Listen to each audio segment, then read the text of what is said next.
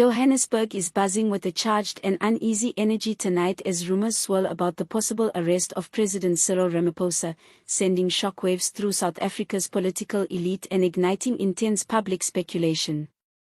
The atmosphere in the city feels heavy, thick with anticipation, whispers, and unanswered questions. According to multiple circulating reports, several influential leaders within the African National Congress have either disappeared from public view or allegedly gone into hiding, gripped by fear that they may be next targets in what insiders are calling a silent internal purge within the ruling party.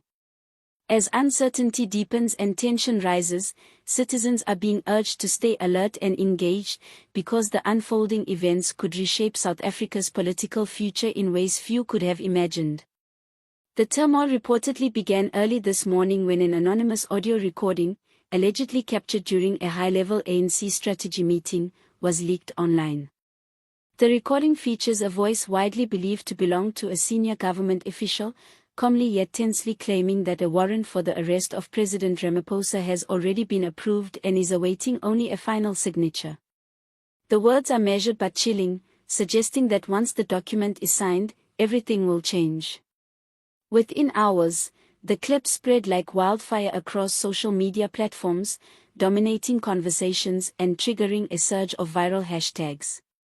Millions of South Africans flocked to X, Facebook, and TikTok, demanding clarity and speculating about the origins of the alleged warrant and who might be orchestrating such a dramatic move. By midday, major news organizations across the country were scrambling to verify the authenticity of the audio.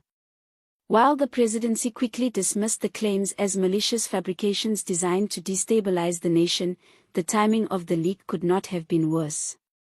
Only days earlier, reports had surfaced about a leaked investigation allegedly implicating several of President Ramaphosa's closest associates in multi-billion rand irregularities tied to government tenders, particularly in the infrastructure and energy sectors. As these revelations intersected with the explosive audio leak, Johannesburg's political landscape slipped into near chaos, with fear and suspicion spreading through the corridors of power. Security around key government buildings was visibly intensified as unmarked vehicles were seen entering and leaving official compounds under heightened secrecy. According to senior law enforcement sources, at least 5 prominent ANC members abruptly fled their homes, with some reportedly booking last-minute flights to destinations such as Dubai, Mauritius, and Singapore. One top police investigator, speaking anonymously, told reporters that these sudden movements were not coincidental. He suggested that individuals linked to ongoing corruption investigations appeared to be acting out of fear, indicating that they might be aware of something significant developing behind the scenes. Intelligence officials have reportedly been monitoring suspicious communications between wealthy business figures and former ministers accused of channeling public funds offshore.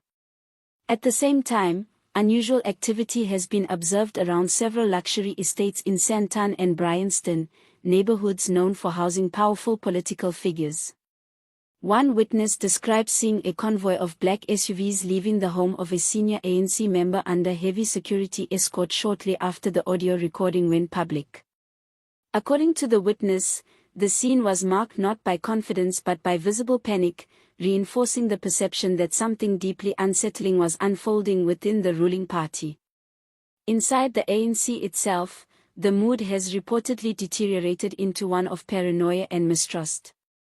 Meetings of the National Executive Committee are said to have devolved into heated shouting matches, with rival factions accusing one another of leaks, conspiracies, and even collaboration with investigators.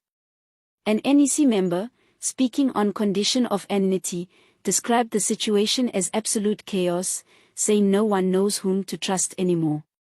There are fears that phones are being monitored, allies are compromised, and loyalties are shifting by the hour.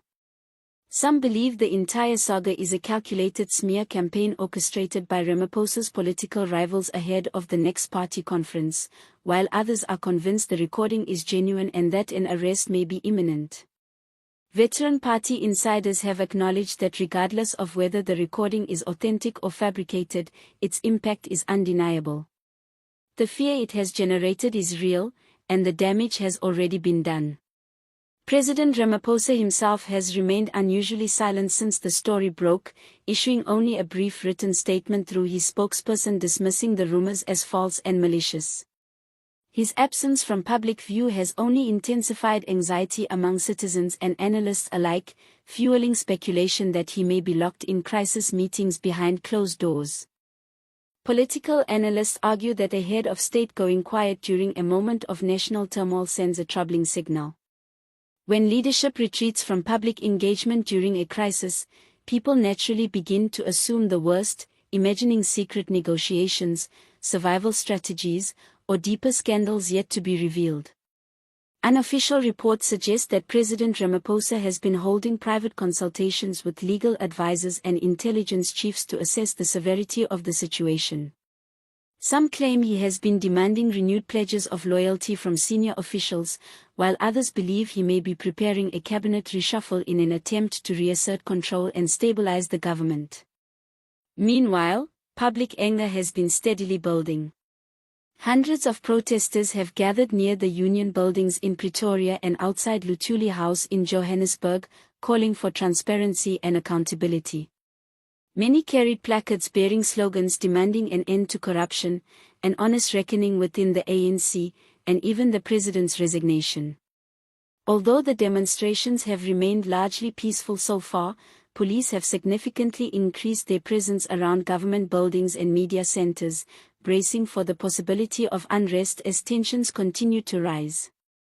For ordinary South Africans, the unfolding drama feels painfully familiar, echoing past episodes of corruption, secrecy, and political maneuvering that have eroded public trust over the years. Taxi drivers, street vendors, and university students interviewed by local reporters expressed a shared sense of exhaustion and skepticism. Many said they have heard similar promises and accusations before, but added that if arrests truly materialize this time, it could signal that justice is finally beginning to take root. Economists and political observers caution, however, that the current rumors may be part of a broader and more calculated power struggle. A source close to intelligence circles suggested that a faction within the ANC, possibly aligned with former leadership figures, may have orchestrated the leak to weaken Ramaphosa's grip on power ahead of critical internal elections. According to this insider, such leaks are never impulsive but carefully planned to provoke panic, test loyalties, and expose vulnerabilities within the party. Opposition parties have been quick to seize the moment. The Democratic Alliance, the Economic Freedom Fighters, and Action SA have all issued statements demanding full transparency from the presidency. They are calling for the release of documents related to ongoing investigations into state funds, tender processes, and alleged offshore accounts, arguing that the public deserves clear answers rather than rumors and denials. The economic fallout has also been noticeable. Analysts report a dip in investor confidence as uncertainty grips the nation, with the Johannesburg Stock Exchange showing signs of nervousness. The rand has weakened slightly against the dollar, reflecting market fears that yet another political crisis could further destabilize an already fragile economy. Within the ANC, leaked WhatsApp conversations among mid-level officials reportedly reveal frantic discussions about contingency plans should Ramaphosa fall. Some are quietly considering exit strategies, while others are urging unity, insisting that the president is being targeted by forces threatened by reform efforts. A retired ANC veteran told journalists that while leaks and anonymous recordings are not new in South African politics, this situation feels different. This time, even long-standing loyalists appear shaken, sensing that the party itself may be approaching a breaking point. Regardless of whether the rumored arrest of President Ramaphosa proves to be true, the political damage is already extensive. Public confidence in the presidency has been further eroded, and every hour without a direct and decisive statement deepens suspicion that his hold on power may be weakening. If reports of senior officials fleeing the country are accurate, South Africa could be standing on the edge of a profound political realignment, or even a constitutional crisis. Experts warn that a sudden leadership vacuum could ignite factional violence within the ANC or trigger widespread protests across the country. Others, however, see this moment as a potential turning point, a rare opportunity for accountability and genuine reform to finally emerge after decades of entrenched corruption.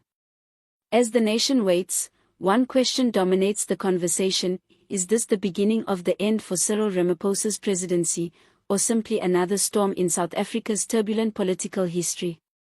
As events continue to unfold, one reality is clear in the streets of Johannesburg tonight.